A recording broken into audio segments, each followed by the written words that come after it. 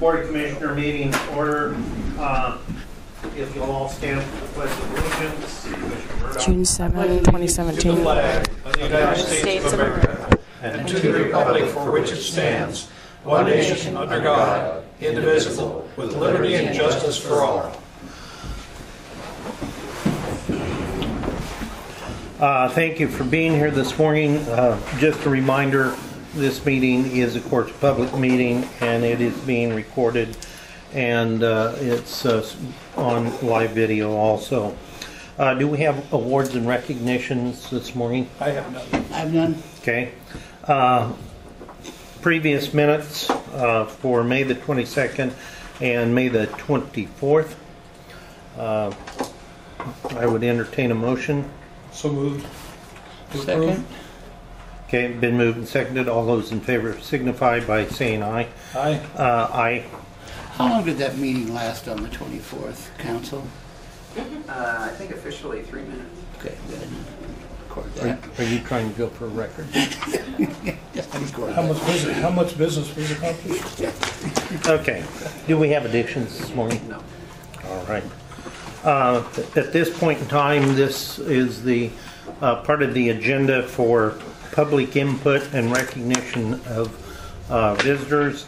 If you do not have something that's on the agenda already and you're scheduled to do a presentation, this is the part of the meeting for that. If we do have comments, I would ask you to limit it to 3 minutes. So with that, anyone wanting to address the Board of Commissioners this morning, if you do not have an item on the agenda. Mr. Chairman, I forgot my book. I'm going to get it. Okay. Okay, at this point in time, I believe we have presentations scheduled. Do we have somebody that has a presentation this morning? Not that I'm aware of. Commissioner Burdock is getting some materials for the meeting. He's not doing a presentation. That's Mr. Elford. Or Commissioner Elfring, thank you. I get you guys mixed up. Well, the same haircut.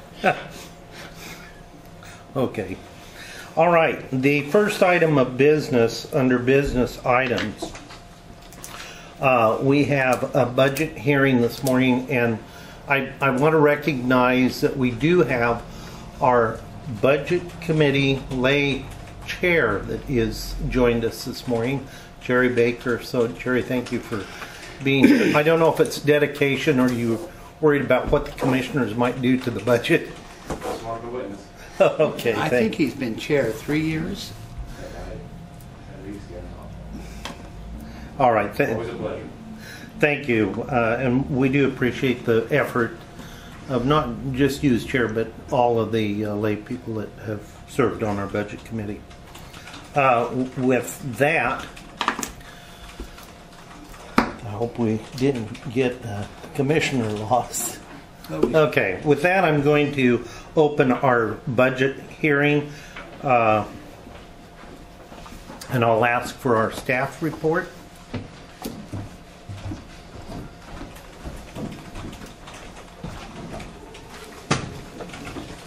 Good morning, Commissioners. Robert Paul, CFO. We, as a budget committee, developed a budget with cooperation from the county departments and had public budget meetings in April and approved the budget that's before you today. I believe Doug has prepared an order with the specifics.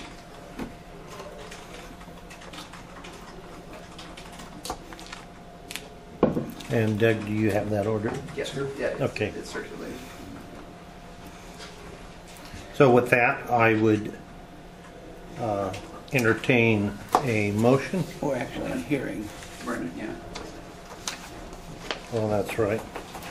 Okay, the public part of our budget. Are there comments from the public at this point in time? And I will ask our budget committee chair, Mr. Baker, any comments about the budget at this time that you'd like to make? I guess the only thing I'd say is that, when we met and George gave his message, his one comment was that we basically artificially balanced the budget. And what he meant by that is that by using funds that we had set aside from tilt money, I think, things like that, and by all the department heads doing the best they could to cut positions or cuts, funds from their budget, we were able to balance.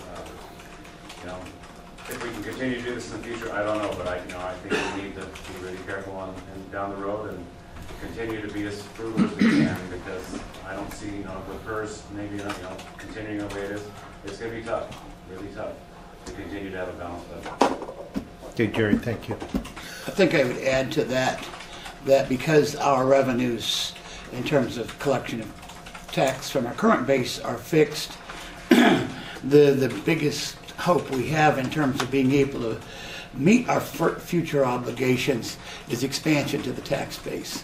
Obviously, we can't charge more to our current taxpayers, but we are in a fortunate position of being one of the fastest growing counties in Oregon, and certainly an attractive place for people to locate and do business. And we need to make sure that we are open for business and an attractive place to do business so that we can expand the tax base, because that is our biggest source of potential future revenue and growth. Okay, other comments? Okay, at this time I'm going to close our public hearing for our budget hearing. With that, I would entertain a motion. I move for adoption of order number 2018-01. Second. It's been moved and seconded. Does that include our appropriations and levying? Okay. Any further comments?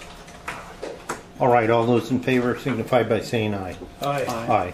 Motion carries. Okay. We have number 3 is our CDA Goal 11 exception, cities of Umatilla and Hermiston. And do I have a staff report available? By the way, this is supposed to be a hearing that was not listed on our... Yes, it's a land use hearing. So this was not listed on our agenda. I've got one of those. Thank you, Bill. I believe, Mr. Chair, this is for Umatilla. I don't believe we have Hermiston's yet, do we? Is it here? Yeah, Both hearings. it's for both Okay. both of these.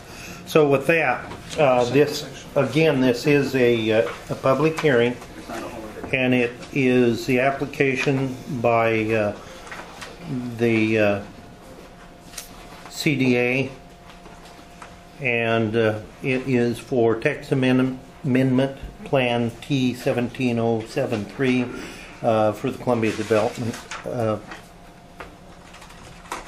Is that the right? CDA, Columbia Development Authority. Right.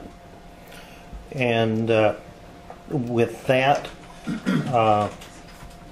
do we have any abstentions or biases?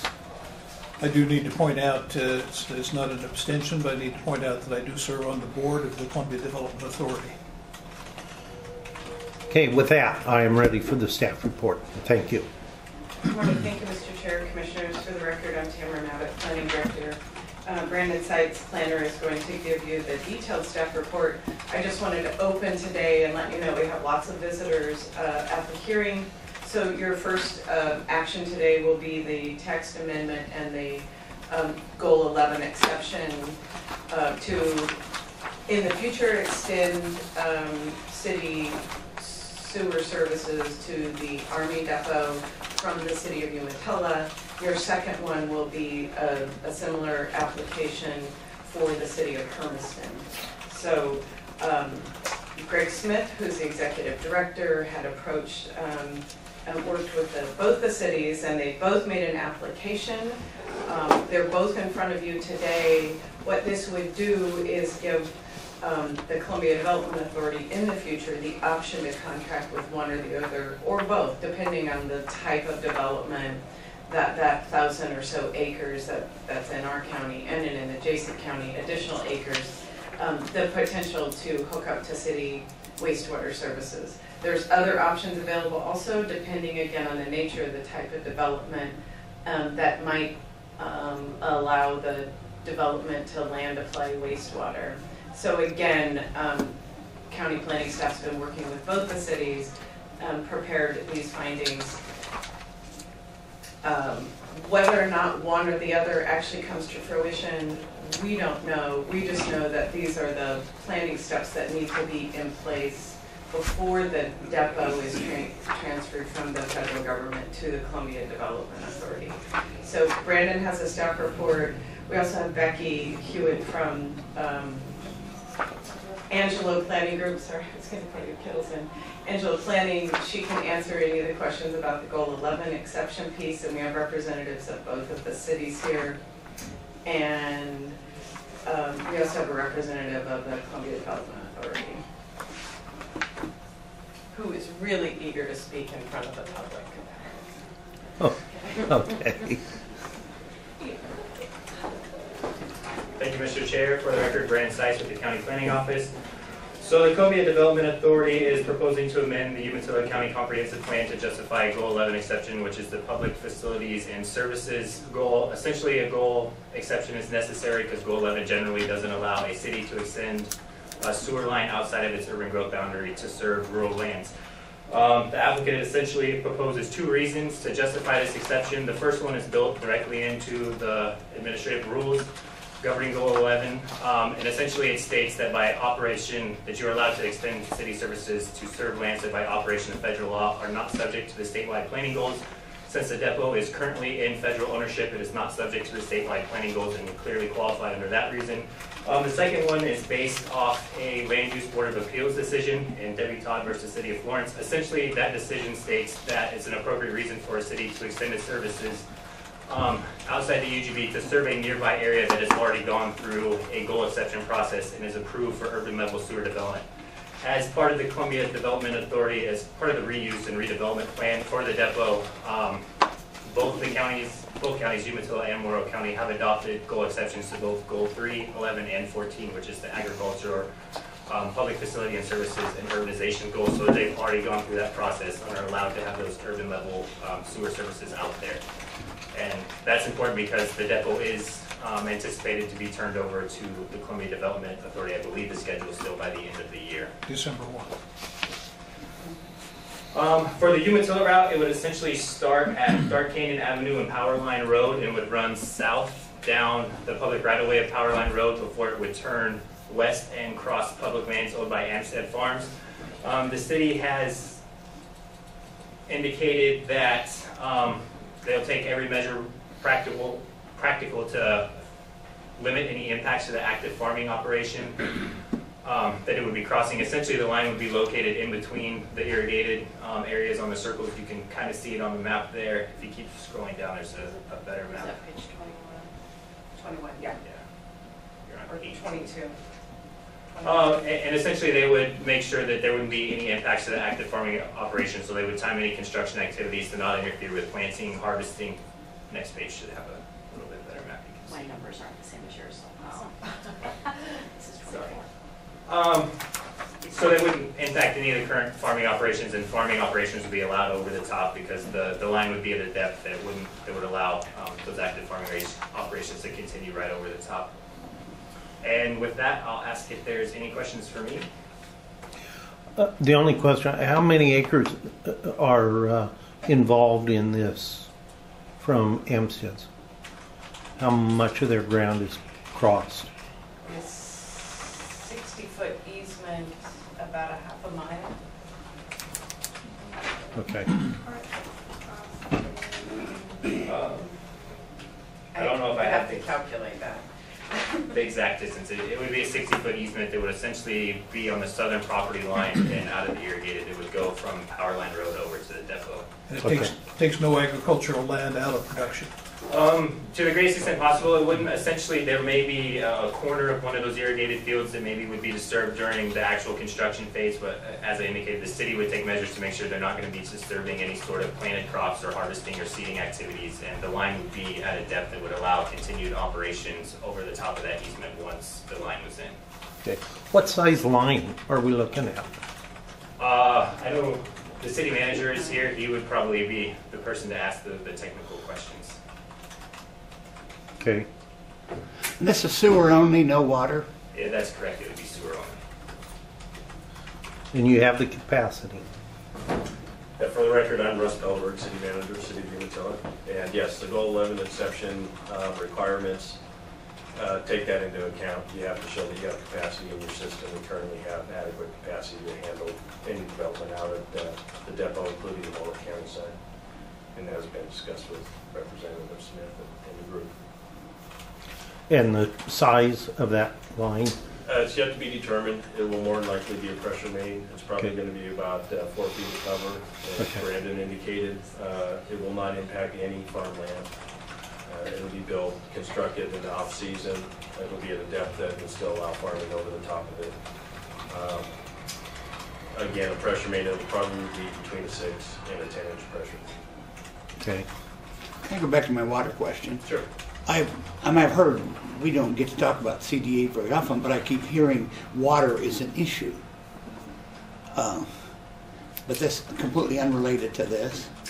It's interesting, what we're looking for here is a utility easement, not necessarily a sewer easement. That's- So we'll I be guess able that to, was the- yep, we'll be able to put other utilities, even city utilities and other utilities in this easement.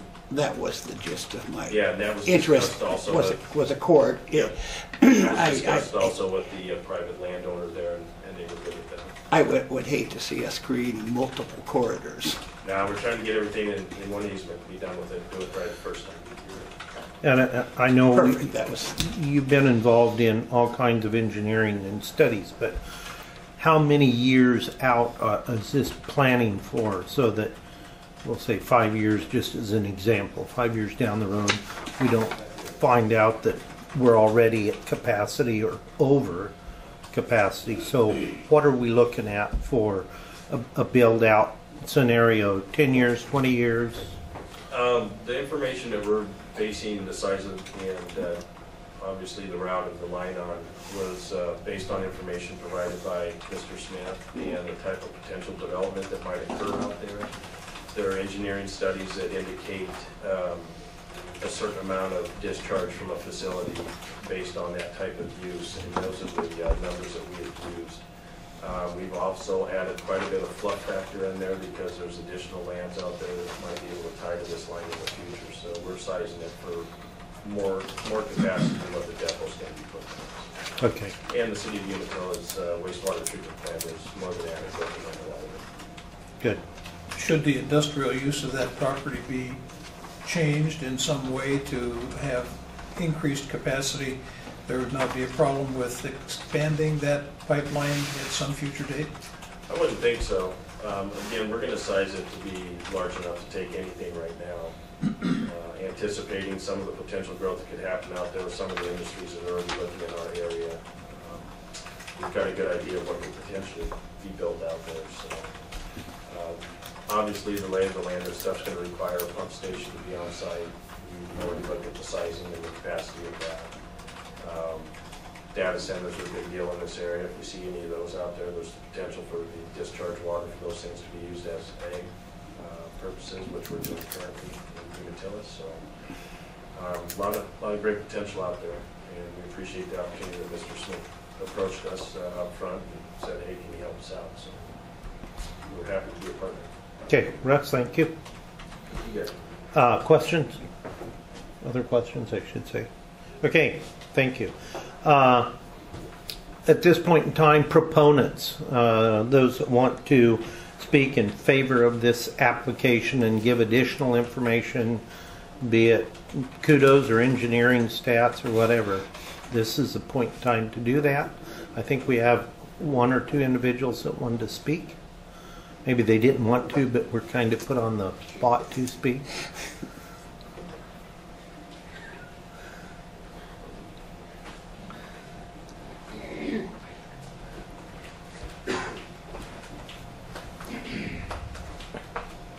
Good morning. I'm Jolene Horning, for the record. I'm the admin assistant for Columbia Development Authority, and I just want to say that we're really excited to have this opportunity with both Goal 11 applications. We're hoping to have the real estate transfer in December of this year, hopefully. And we have a lot of good opportunities for developing this land and bringing in some good economic development for our area. And I also want to know the staff Tamara and Brandon have been amazing through this whole process, and I just want to say thank you. Good. Any Questions? All right, thank you. Others that want to speak in favor of this application?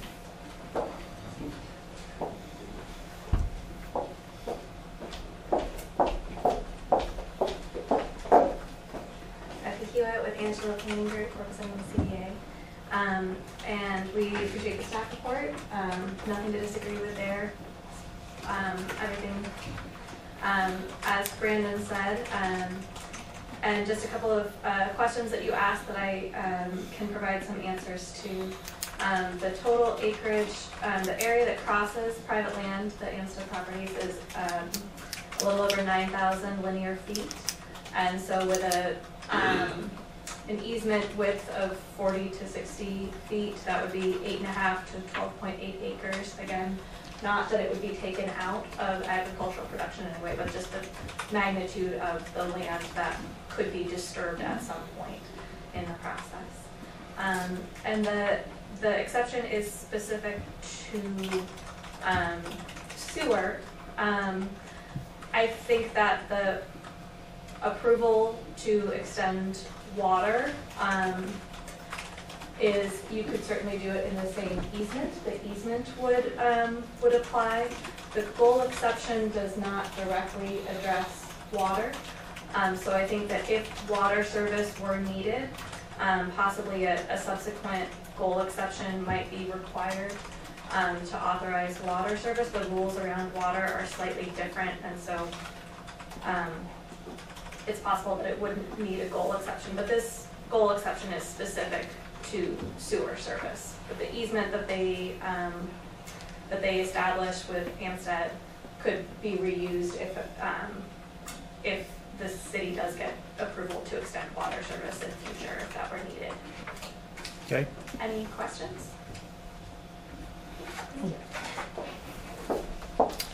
Others that want to speak in favor? Okay, at this time I'm going to call for those that would be opposed to this application. Anyone speaking in opposition? Okay, with that, any public agencies that wanted to have input?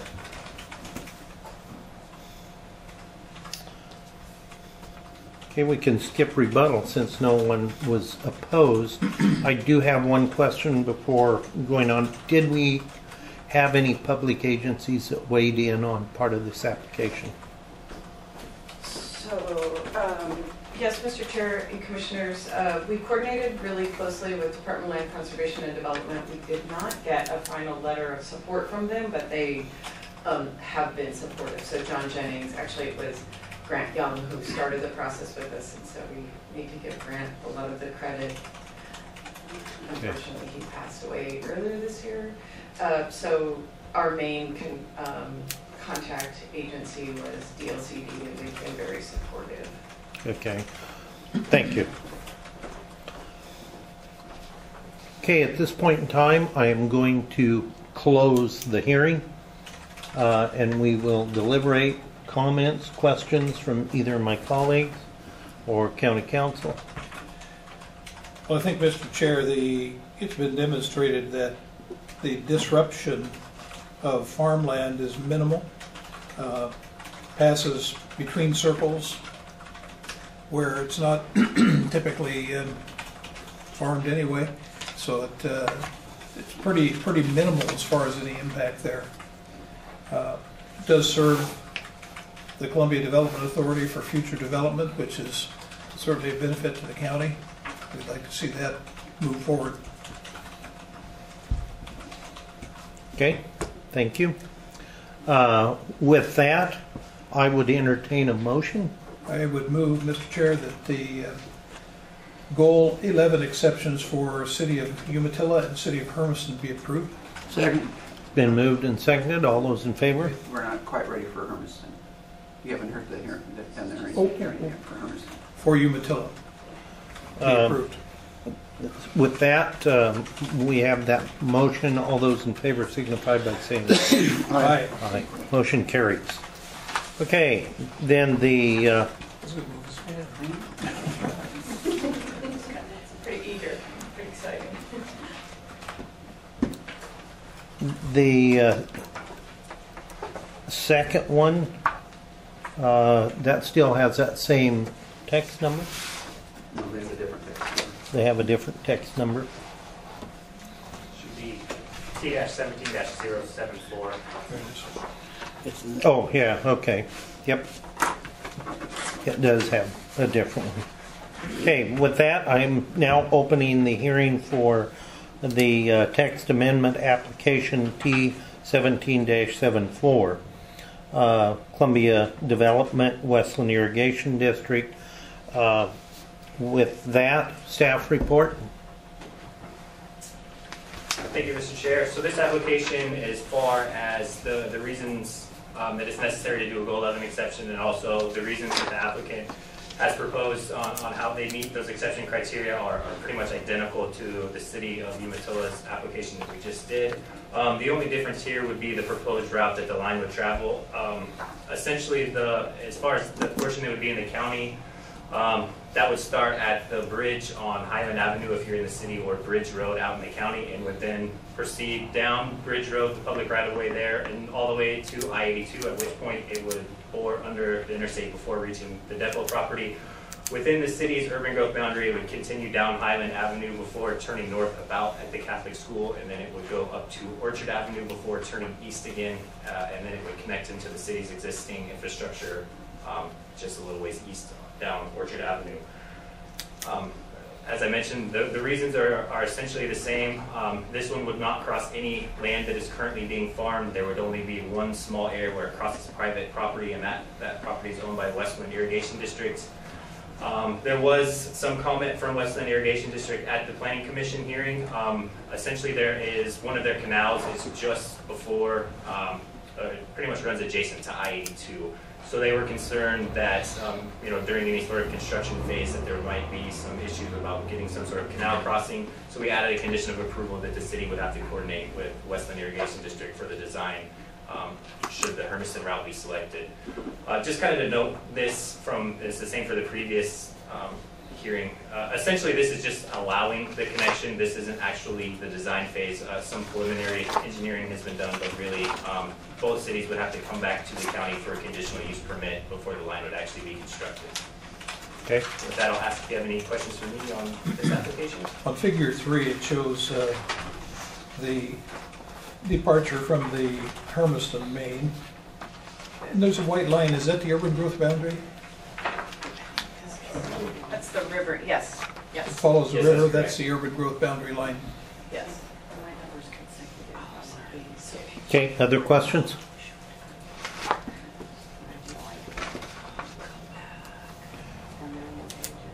Sorry, I'm trying to get to them now. Oh, no, yeah, you're Sorry, it's just huge. We've got It's that. already backed up, We've got that map in our book too. but it's not much over here. Okay. Okay, other questions? All right, thanks for the staff report, Brandon and Tamara. At this point in time, I will call for proponents that want to speak in favor of this. It would be rather redundant, but go for it. Good morning, I'm Clint Spencer, City Planner for Hermiston. Happy to answer any questions. The city fully supports the application. Once it's incorporated into the county comprehensive plan, we'll take steps to incorporate the same exception language into ours. Okay, great. Comments, questions? Clint, thank you. Thank you. Clint, I assume it has the same provisions for running everything down the same line. But this exception is only for sewer. I know, but Yeah, if other things were to go in, this is all in county right of way. So each thing would require a separate permit from the road department. Yes. they're difficult to work with. You just don't contact the right people. Okay, Clint, thanks. Okay, any opponents that wish to speak out? Public agencies, Brandon, were there any public agencies involved in this? There was the one just that I mentioned, the Same. irrigation district and the planning commission, but I think that's, their concerns have been addressed with that condition of approval. Okay, great. With that, I'm going to close the hearing and we can deliberate. Are there comments or questions from colleagues or county council?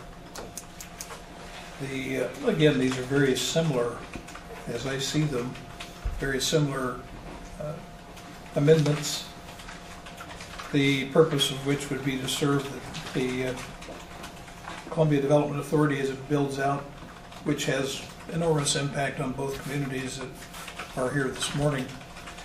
And Mr. Chair, I move approval of the comprehensive plan text amendment T17-074.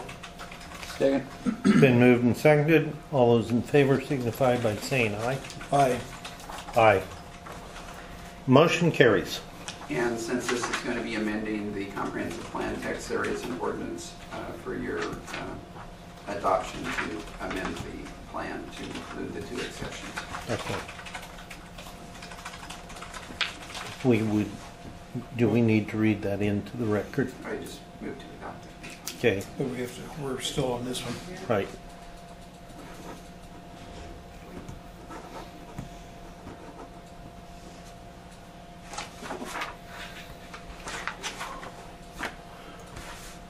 And then we want to move to adopt the ordinance.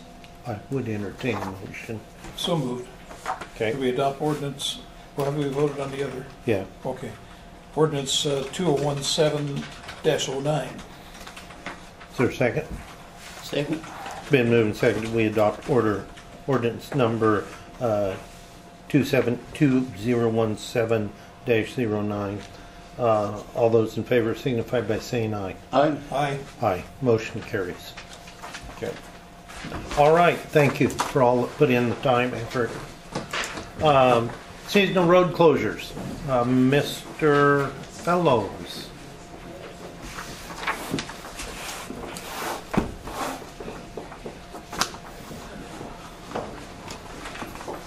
Good morning. Tom Fellows, Public Works Department. We were reviewing our seasonal road closures towards the end of the year last year and realized that the reason set forth for these road closures was to limit traffic and thereby limiting damage, winter damage to the roads. As we started looking at the roads involved, we have done significant improvements to the majority of these roads to the point where it really doesn't make much sense to have them closed during winter because they would be considered more a year-round type of a road. It doesn't mean that we're going to snowplow all of these roads because there's no residences on them, but it does mean that there's really no reason to limit travel on some. So what we did is by reviewing the closure list, we removed a number of roads that had been brought up to a little better standard and certainly in our mind didn't require to be closed in the winter anymore. So the order in front of you essentially is the new list of roads that most of which were currently on there and we would like to remain on there for the seasonal road closures. Okay, questions? I would entertain a motion. So moved. Second. Okay, it's been moved and seconded that we adopt the road closure, and it is order RD 2017-04. RD 2017-04. All those in favor signify by saying aye. Aye. Aye. Aye. Motion carries. You have the next one, Tom. That's why I wasn't moving.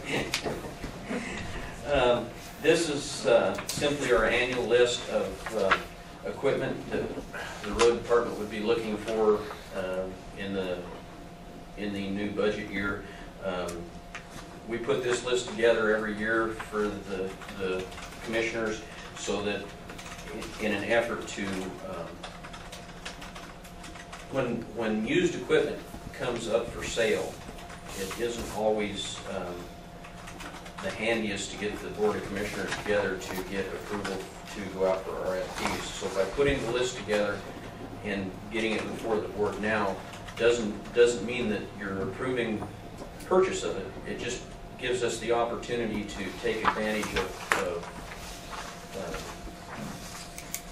good pricing when it becomes available and go out for RFPs. So after the budget every year, after budget hearing, we always try to put this together, get it before the board so that as we move forward and equipment becomes available, we can go out and start the process moving forward.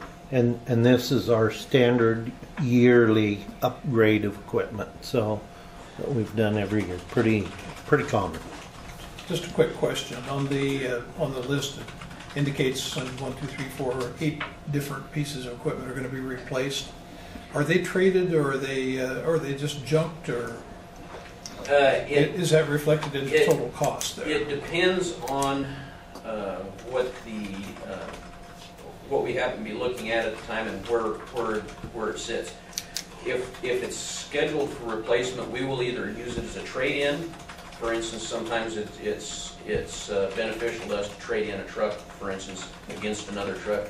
Other times, what we would do is we go to public auction with it. And does that reflect in the far right column on the costs? No, the costs there are what we anticipate.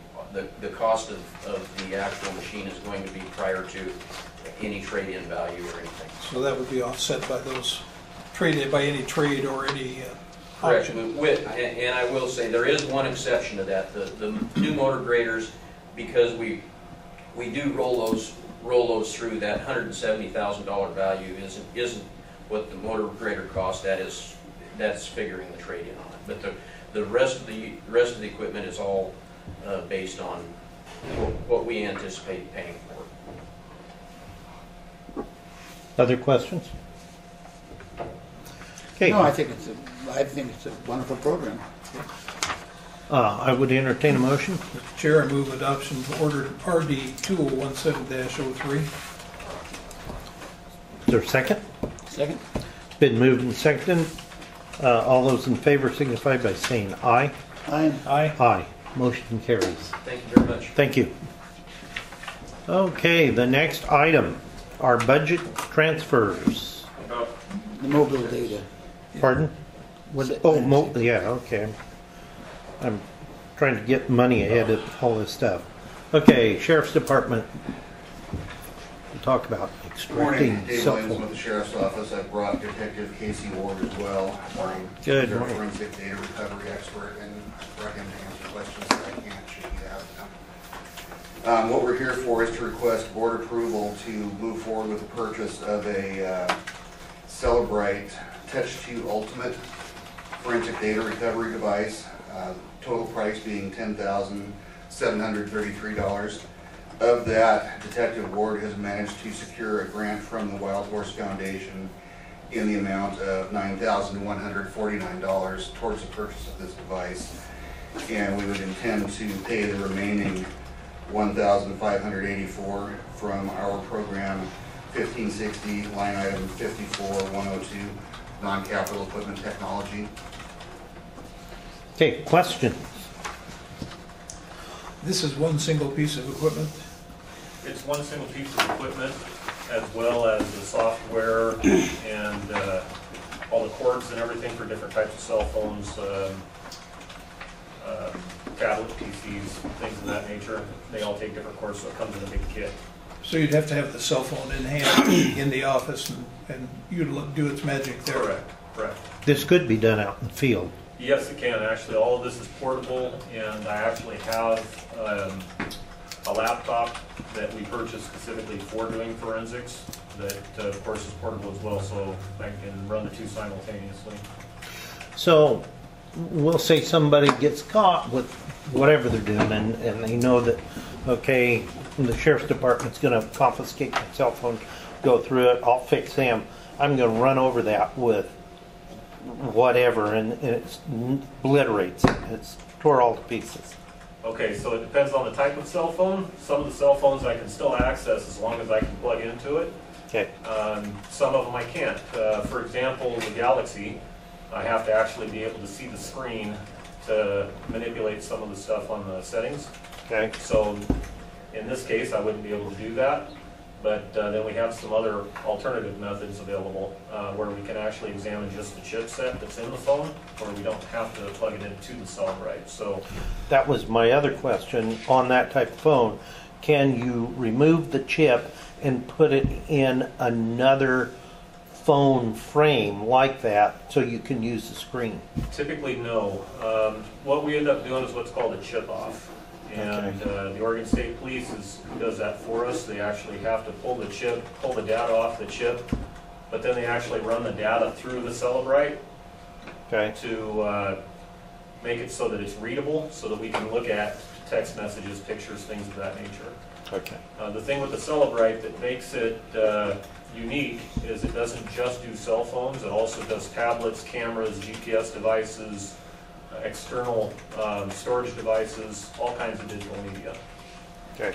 Does it require a search warrant in order to go through the cell phone of an individual? It'll be a search warrant or through consent, and I've actually developed a consent form specific to cellular phones or digital media.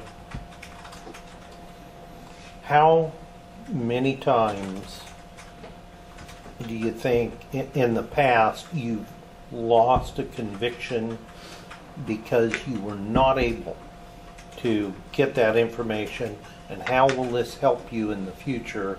What will that increase the percentages of we got you? So to say how many cases we've lost for purposes of not being able to analyze the phone, it's hard to say because we don't know what was on those phones. Yeah. But as far as what would help us in the future, I can tell you that at this day and age, back 20 years ago, computer forensics used to be the big thing. We don't see a lot of that anymore. Everybody's cell phone is a computer now. For all intents and purposes, it does everything a computer can do and more. So everybody does everything on a cell phone. Take pictures, email, text, make phone calls. All of that data is retrievable, even if with the Celebrite, even if they previously deleted it. The Celebrite has the capabilities of doing what's called a physical analysis that will retrieve previously deleted data as long as it hasn't been overwritten by the phone. And what we have found in investigations, people commonly, even on social media, will communicate with one another about crimes they've committed. Let's say for purposes of burglaries. They'll put out pictures to their buddies, their cohorts out there, showing this is the property that I just stole, and this is what I want to trade it for. I can retrieve that stuff off the phones.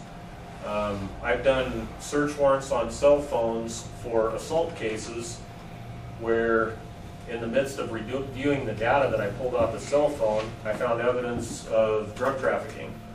So now, because I had a search warrant, all that evidence comes in, and now we get to use it for another criminal adventure, if that makes sense. Okay. That stuff comes up all the time. I can tell you that I've had many, many cases where if I had not been able to access the phone, I never would have solved the crime. For example, I had a shooting case where the suspect was claiming he was never in the area, he was in Umatilla the whole time. After I processed his phone, I was actually able to show his phone at the area of the shooting, show the GPS coordinates. So it's evidence like that that we can't afford to lose anymore. Okay. Other questions? Not lack of interest. I read your Wild Horse Grant in depth. Mr. Chair, I'd move that we approve the moving forward of the purchases of the equipment. Second? It's been moved and seconded. Further comments? All those in favor signify by saying aye. Aye. Aye. Motion carries. Thank you. Thank you. Okay, are we ready now for our budget transfers? Marathon.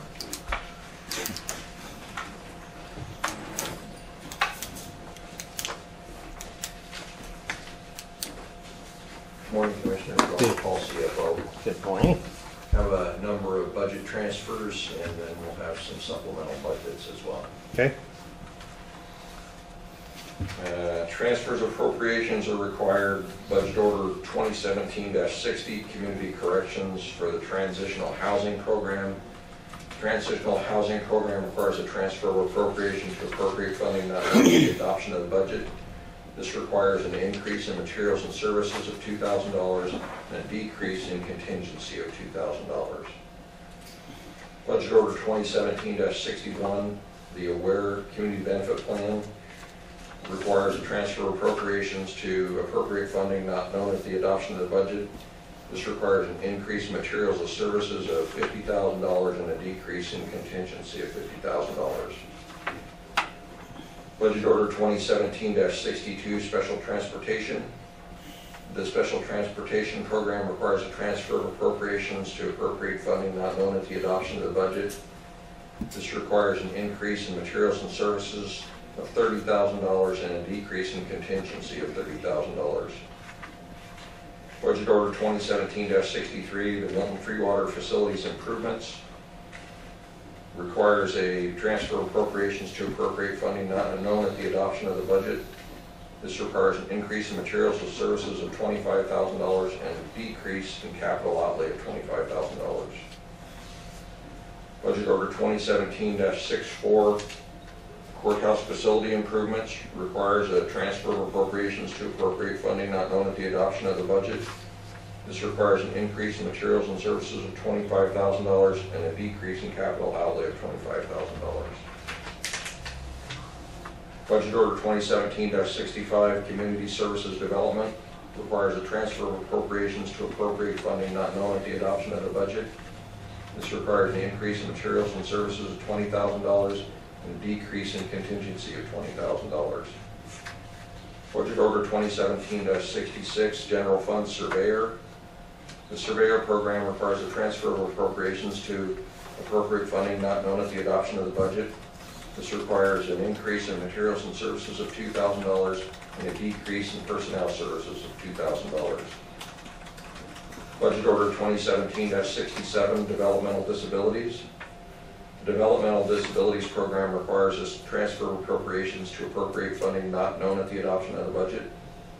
This requires an increase in materials and services of $20,750 and a decrease in capital outlay of $20,750. Budget Order 2017-68, Alcohol, Drug, and Gambling Services, requires a transfer of appropriations to appropriate funding not known at the adoption of this budget. This requires a increase in materials and services of $105,000 and a decrease in the contingency of $105,000. Budget Order 2017-69, Dispatch, requires a transfer of appropriations to appropriate funding not known at the adoption of the budget. This requires an increase in personnel services of $10,000 and a decrease in materials and services of $10,000.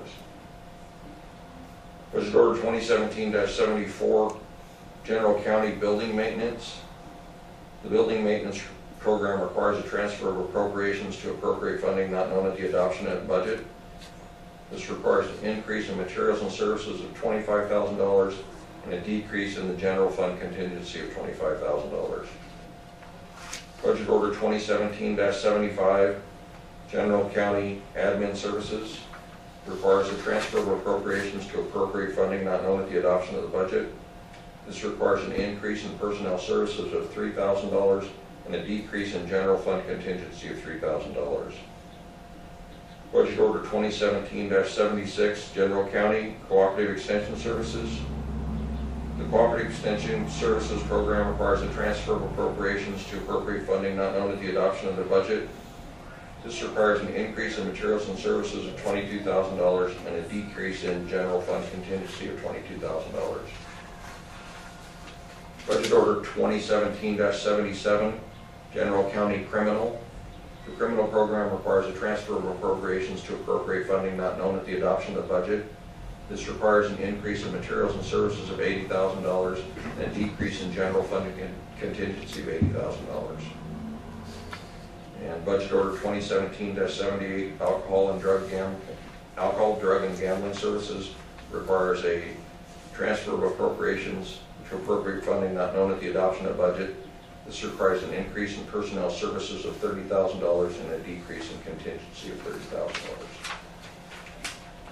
Those are the budget transfers. Okay. Geez, I wish we could take these all in one motion. Basket. But we can't we? Okay. Thank you for that report. Let's move into the motions on the budget transfers, which I must reiterate are not a public hearing.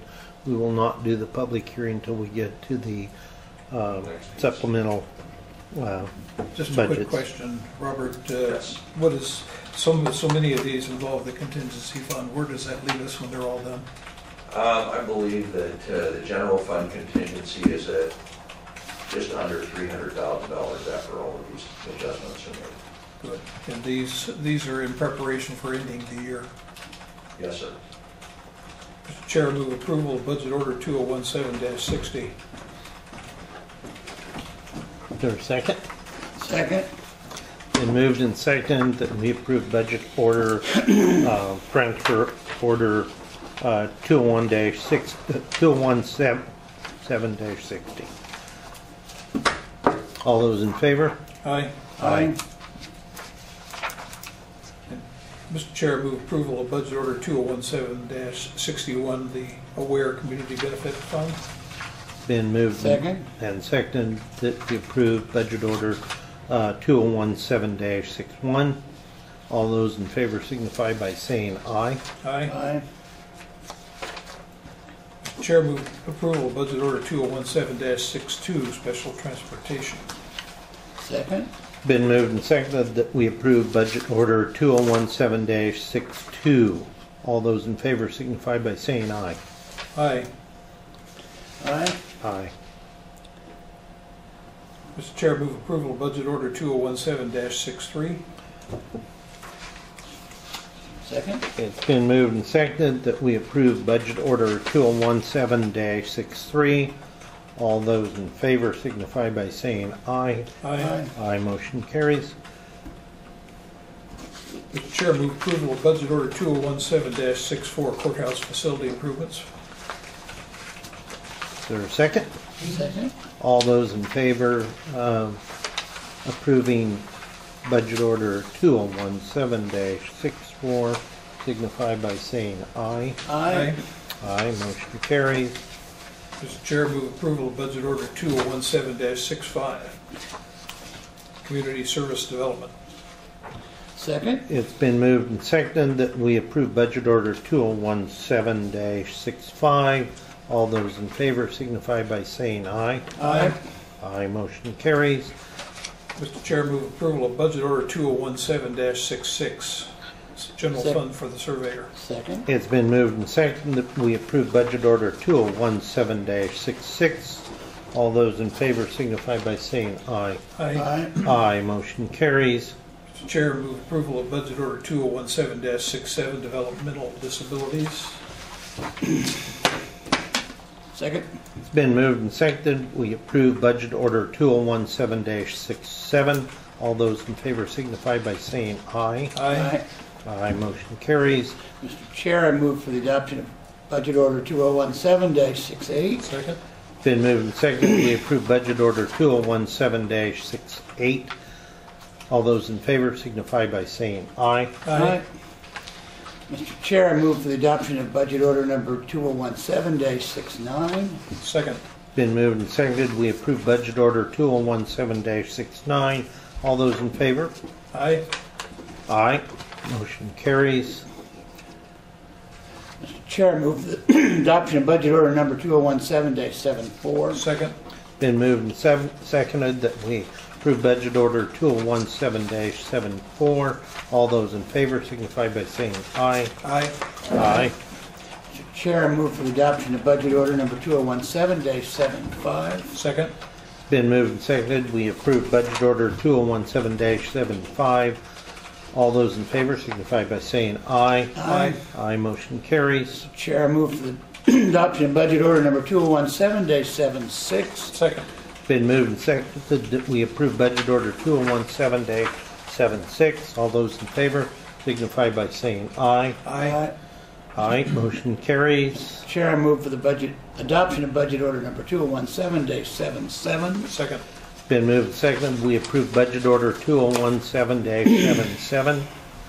All those in favor signify by saying aye. Aye. Mr. Aye. Chair, I move for the adoption of budget order number 2017-78. Second. Been moved and seconded we approve budget order 2017-78. All those in favor signify by saying aye. Aye. Aye. Motion carries. Okay. With that, I am going to now open the hearing for the supplemental budgets, and we'll have our staff report. Good morning, Commissioners. Robert Paul, CFO. There are 4 supplemental budgets before you this morning. They appeared in the May 30th edition of the East Oregonian. Read them in summary. Budget Order 2017-70, General County Criminal. The criminal program requires a supplemental budget to appropriate funding not known at the adoption of the budget. This requires increases in local revenues of $146,000 and increases in materials and services of $146,000. Budget Order 2017-71, Wellness Hubs. The Wellness Hubs program requires a supplemental budget to appropriate funding not known at the adoption of the budget.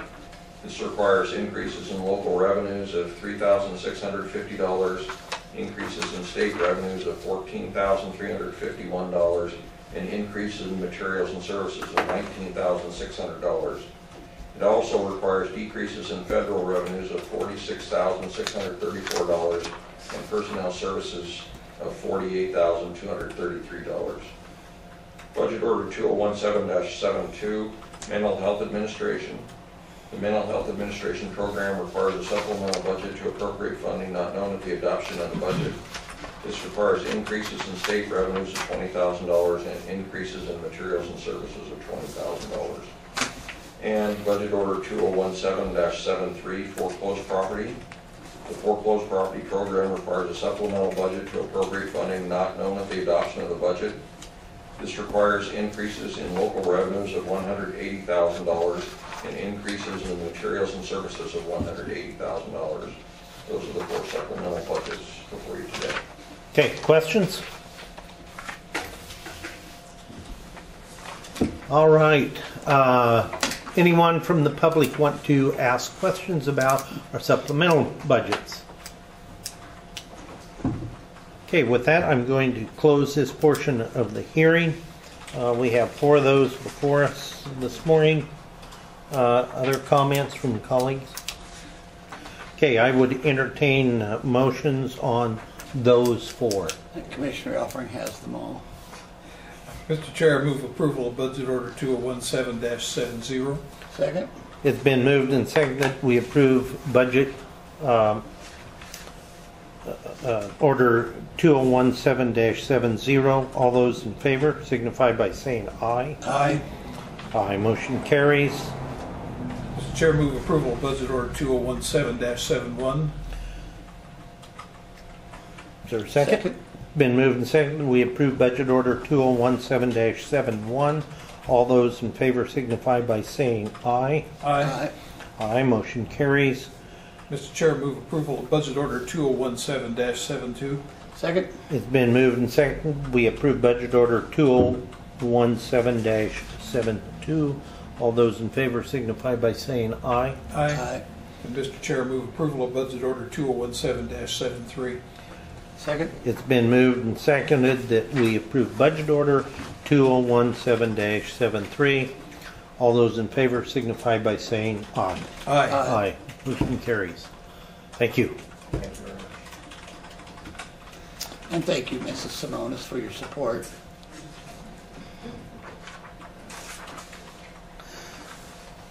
Okay, we've got a couple of items here to sign, but we're moving right on with item number 9, the exempt salaries. Doug?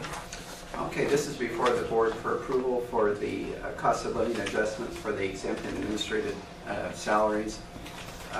Also indicated on the PE is elected officials, but that approval is actually done through the Compensation Review Committee, and this is just formalizing that approval. This is not really, you are not approving your own salary increases on these. Okay, so this does not cover us as commissioners? No, this is only for the exempts and administrative employees. And the proposal is that the cost of living increase would be 2%. This is based on the cost of living increases on the 3 of the union contracts. The practice has been the exempts will receive the same percentage increase as the highest of the bargaining units.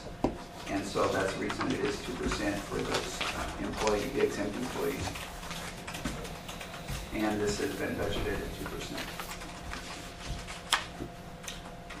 Okay. Mr. Chair, move approval. Second? It's been moved and seconded that we approve the exempt salaries, which are at the 2% level. All those in favor signify by saying aye. Aye. Aye. Motion carries. I need to point out we did not, it never changes, but just for the record, our tax base that we approved with levy of taxes was again at the same standard $2. 2.84 what? $2.47 and 284.87. 87. So, okay, which never changes. It's That's the maximum amount we can right. So we didn't make that announcement when we voted. Okay, item number 10 is a fee ordinance amendment, and at this time I'm going to open this as a public hearing. We'll be considering changing some of our fees, so I'll ask Doug for the staff report. This came before the board on May 22nd for its first reading. There are a number of proposed fee increases from the various departments. There haven't been any changes to the proposal since the May 22nd reading, and this is before the board for the second reading, and if desired can be moved forward for adoption.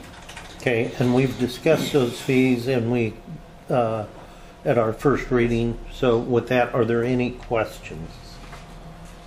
My only question was, have they changed? And he said no, so I'm fine. Okay, any comments from the public? Okay, at this point in time, I will close our public hearing on our fee ordinance, and I would entertain a motion. So moved. Second. Been moved second to adopt the ordinance amendment for our fees.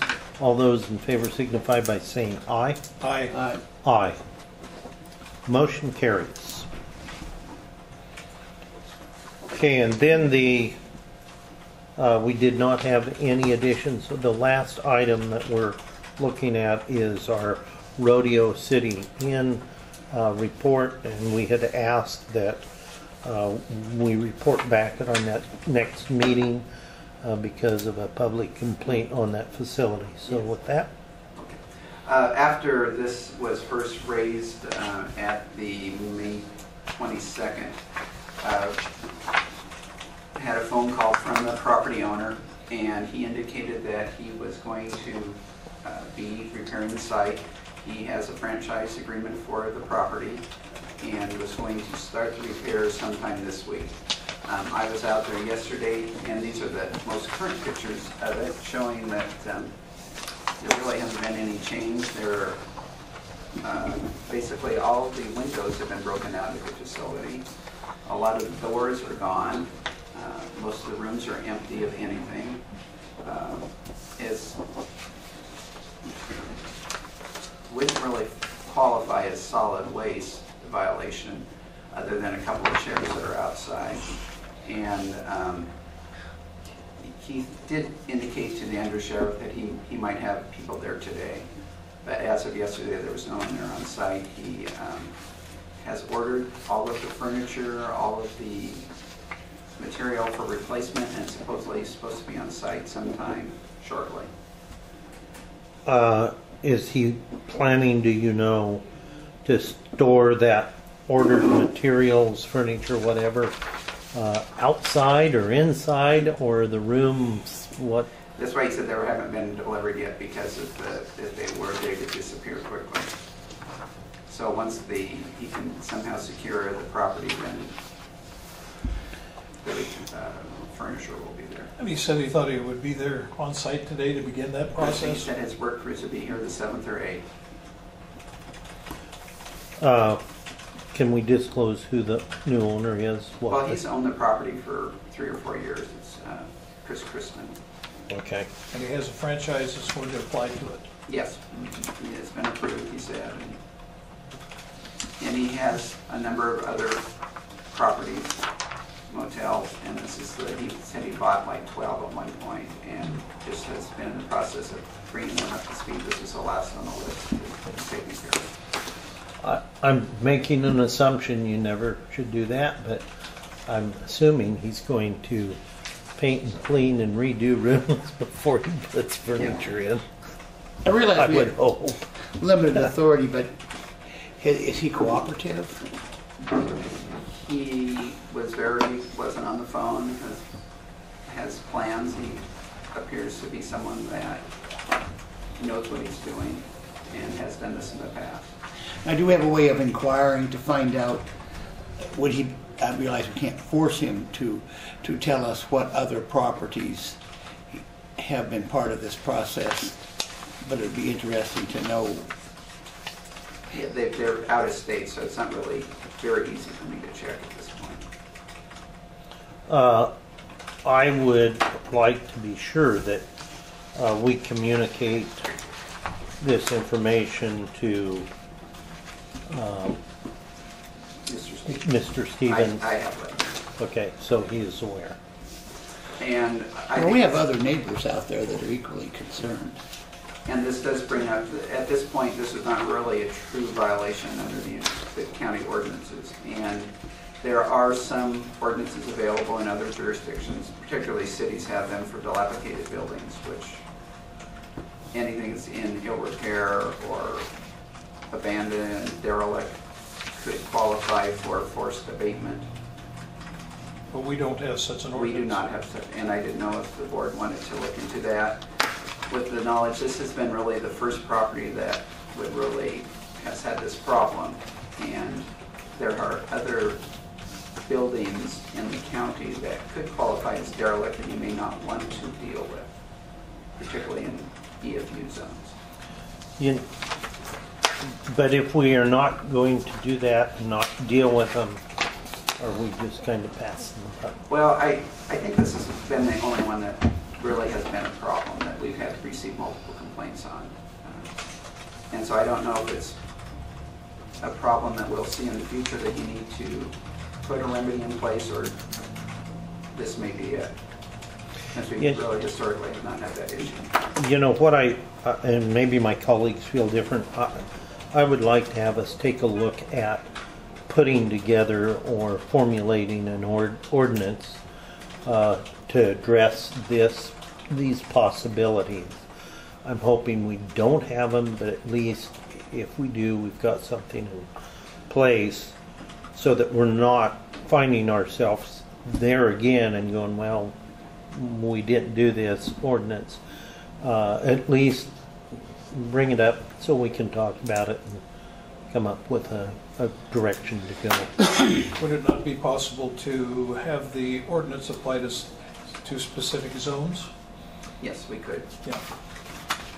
Like if you only want a commercial zone, it's going to be the most appropriate.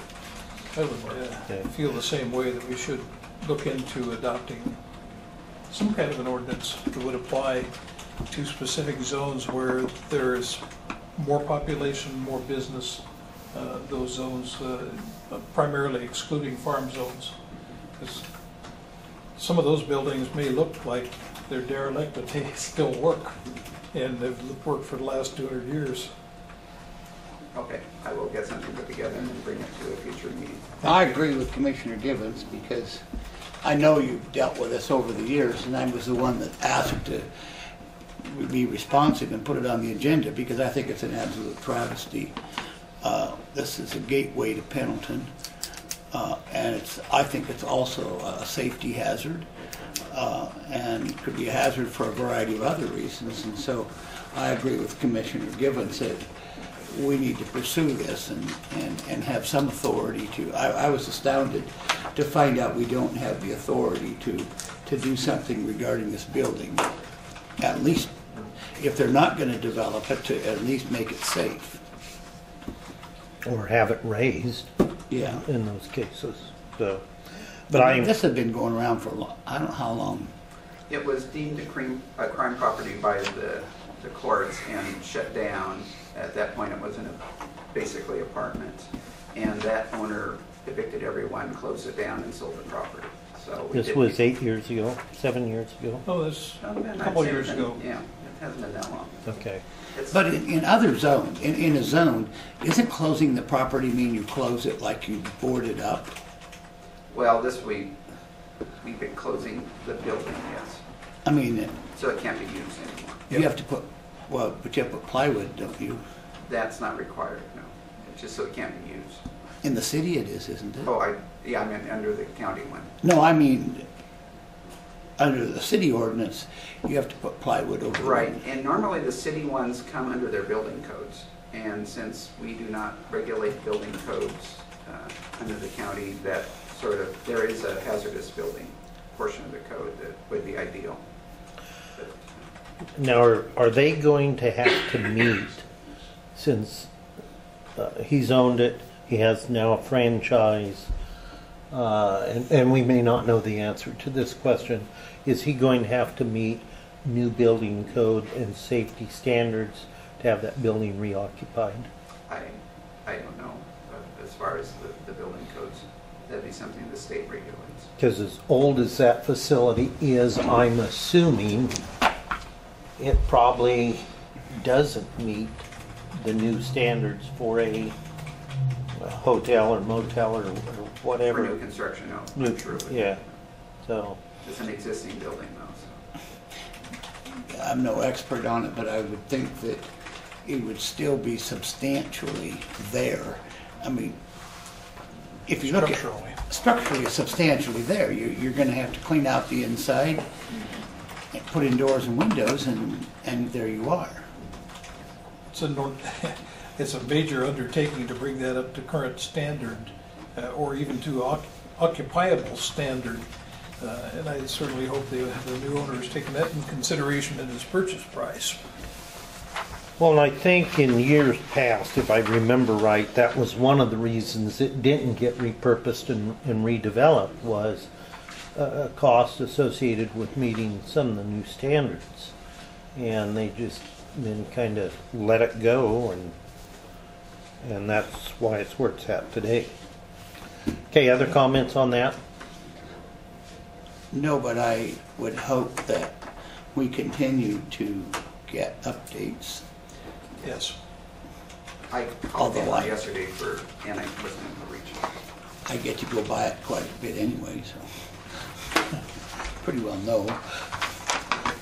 Okay, with that, do we have other items we need to bring forward at this that are not? We didn't have additions to the agenda. With that, I'm going to go to Commissioner's reports. Commissioner Elfring? Well, I want to report that we did have on May 30th a meeting of the Umatilla Trail. The proposal to put a hiking, biking, walking trail from Echo to the Columbia River.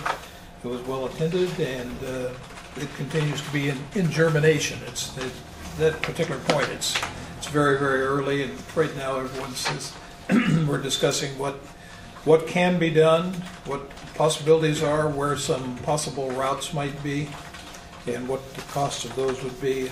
And a lot to come on that in the future. I met after our meeting yesterday with the city managers of Umatilla and Stanfield, who share some unique problems, particularly in power service, and we agreed that we'd look into those and move ahead to see what could be done to resolve that. West County Mayor's meeting I thought was pretty good yesterday. And starting on the city-county joint meeting, I will tell you that I had a 2-hour meeting with Mr. Wayne in the day prior to that evening meeting, and I think they've just about said everything they want to say about EOTech. Now it comes down to, is there anything there that can be done to mitigate the problems? And if those we'll know as we move ahead.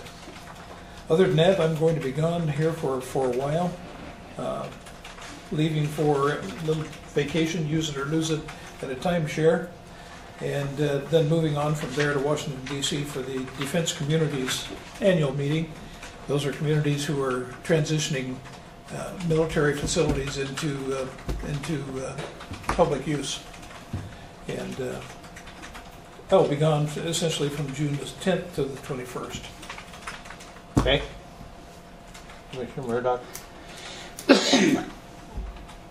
Right now, in terms of the transportation package, the fact that I wrote to our 2 representatives and our 2 senators telling them to get on with the process constitutes our response regarding the transportation package. Would we want our chair to communicate that on behalf of the board? Sure. Yep. I would think we would do I don't that. think we have to vote on that, do we, council, but I think by consensus action would be fine. Okay. something more formal than my Yes. hurry up and approve it and get out of saving. My suggestion would be not only myself as chair, but signed by all 3. I did see where the governor had testified in favor of the bill, the new transportation bill. There's been a little bit of pushback, but not as much.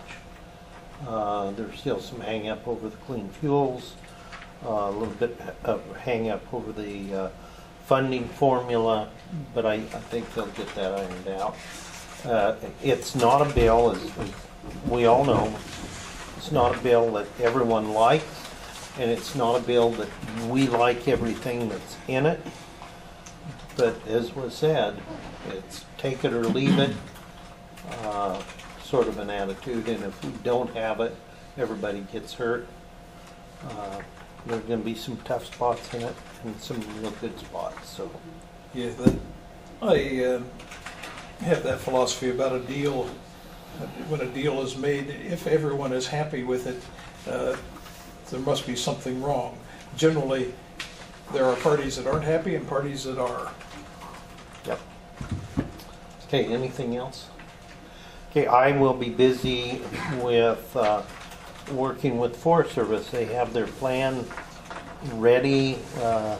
That's supposed to be discussed. They will not give us the plan ahead of time. We've asked for it numerous times. We will have Jay Sullivan and Roger Lord at the meeting. The Forest Service has asked that Jim Pena, the Region 6 director, Region 6 being Oregon and Washington, be at the meeting and discuss some of the changes. Again, it's all up in the air. We don't know for sure what's going to happen. And that will be taking place the 19th. The other issue that I am going to be involved with, I've been asked to meet with Tom Dimino, the Department of Ag, Water Quality, up in the Milton Freewater area about some issues up there. I'll be meeting him at 7:30 in the morning. And we're moving ahead with our EOTech and fair. It's hard to believe, but we only have a short 2 months till we're having to put on a fair. And we're trying to get everything put together.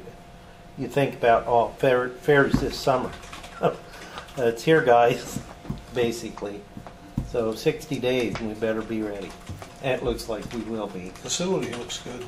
It is. I went down yesterday afternoon, was amazed at well, the buildings. We toured buildings, but I was amazed at the landscaping coming together. There's some little things that they'll continue to be doing. Fencing will have to be put in, and we'll be meeting with the different groups. Some of the fair board, some of the EOTech board will be meeting with different groups at finalizing that. So the other issue this weekend, Sunday, I have a meeting all day Sunday in Salem with the Association of Oregon Counties and developing a new format for how the association operates. Again, like everyone else, their funding comes from dues of counties and some grant funding, and when counties get pressed for money, AOC is going to have to make some adjustments on their budget too. So we'll meet and talk about that, and then our regular AOC will be Monday. So with that, Before, two items that are going to come up, just so you know, at our second meeting in July, so perhaps so Melinda and Doug know. One is going to be our long-term maintenance plan. Will be on the second meeting in July. Okay. Will be presented. Also, there'll be a DD 2017-18 reorganization plan. okay. Both for the second meeting in July, which will be my next meeting. And these will all involve better efficiency of how things are being done. Mhm. So, and how we provide services. Anything else for this meeting? Any other comments? We're adjourned.